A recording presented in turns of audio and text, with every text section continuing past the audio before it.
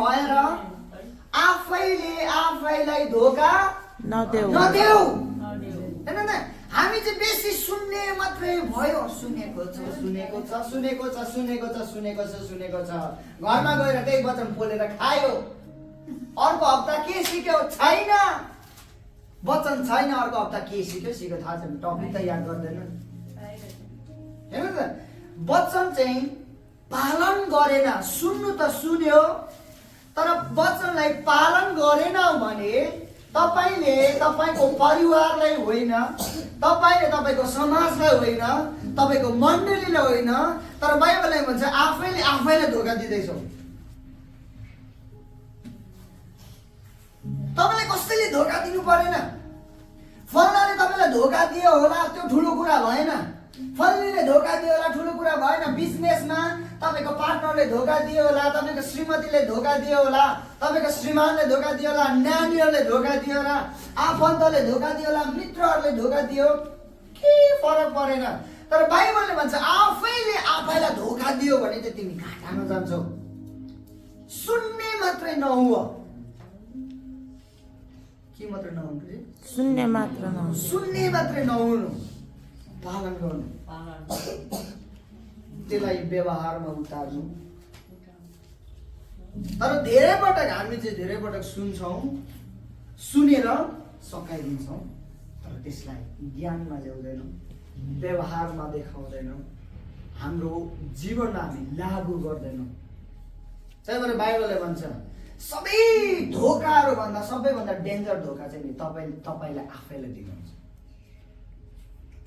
अरू कसैले धोका दिनु पर्दैन तपाईँ र मलाई।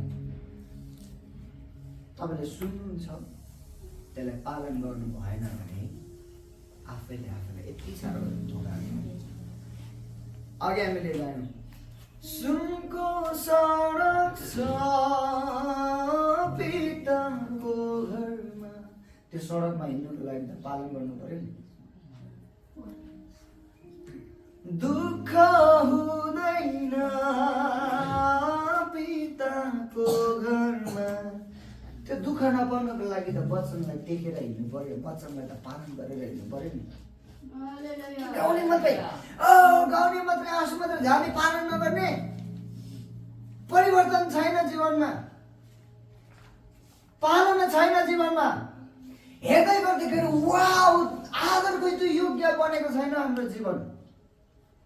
अब त्यसलाई हामीले कसरी आदरको योग्य बनाउने? हामीले आफैलाई आफूलाई कसरी धोका नदिने भन्दाखेरि सुन्ने र पालन गर्ने। आमेन आमेन। सुन्ने अनि के गर्ने रे? पालन गर्ने। सुन्ने, व्यवहारमा उतार्ने, सुन्ने, जीवनमा लागू गर्ने। हालेलुया। जब पनि हामी यो कुराहरू गर्दैनौँ, हामीले आफैलाई धोका दिएको हुन्छ। अनि आफैले आफैलाई धोका दिनु भनेको चाहिँ नि बहुत डेन्जर, खतरा न हो, खतरा हो, क्यान्सर भन्दा खतरा हो। प्रभुले पछि सोध्नुहुन्छ, तिमीले मेरो लागि के गर्यौ? के गरे? सुने मात्रै, पालन गरे छैन। के जवाफ दिने? प्रभुको अगाडि त हामी जवाब दिनु पर्यो नि। प्रभुको अगाडि त हामीले जवाब दिनु पर्यो। प्रभुले प्रश्न गर्नुहुन्छ, हामीले उत्तर दिनु पर्यो नि, है।